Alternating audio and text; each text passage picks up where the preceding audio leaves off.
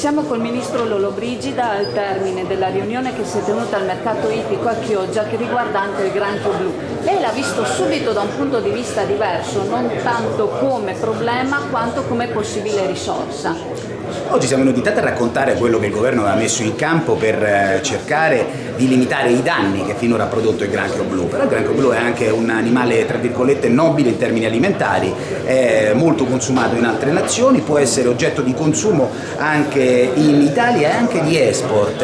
Alcune proprietà del granchio blu, tipo la presenza di vitamina B12 in maniera massiccia, sono qualitativamente preziose anche nelle filiere di alimentazione dei pesci piuttosto che di altri animali, possono essere utilizzati in maniera puntuale. Quindi le due fasi: il governo interviene subito quando c'è un'emergenza, ma il governo pianifica e fa strategia insieme agli operatori del settore per valorizzare, creare impresa, creare lavoro, dare sostegno ai nostri asset economici principali, tra i quali noi riteniamo che il settore della pesca e dell'acquacoltura sia centrale.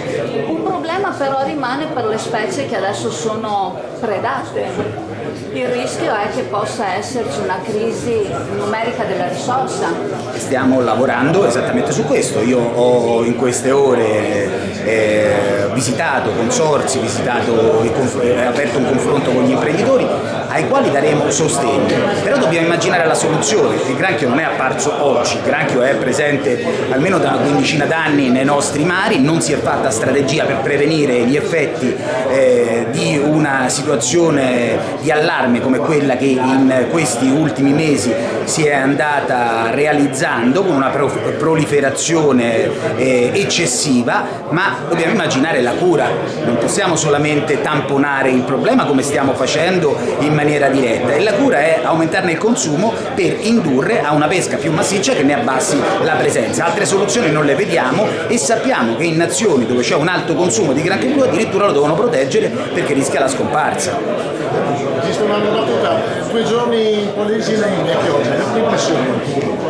Come al solito in Italia uno si stupisce di tutto, in senso positivo. Siamo una nazione straordinaria, ogni angolo della nostra nazione è straordinaria, ma devo dire in alcune zone vedi emergere dalle paludi delle economie strepitose. L'uomo ha risolto un grande problema in quell'area, nell'area delle Polesine, sconfiggendo la malaria, facendo dell'acqua, che era un problema, un'opportunità per lo sviluppo dell'acquacoltura, del riso, e i risultati in termini economici si sono visti. E poi città straordinarie come Chioggia, dove la storia racconta la tradizione legata alla nostra produzione alimentare, la nostra pesca come virtuosa, come capace di rappresentarci al meglio e di legare al turismo anche la preziosa presenza di attività tradizionali. E questo è, nelle mie ultime 24 ore, quello che io posso raccontare di un'altra parte straordinaria della nostra bella Italia.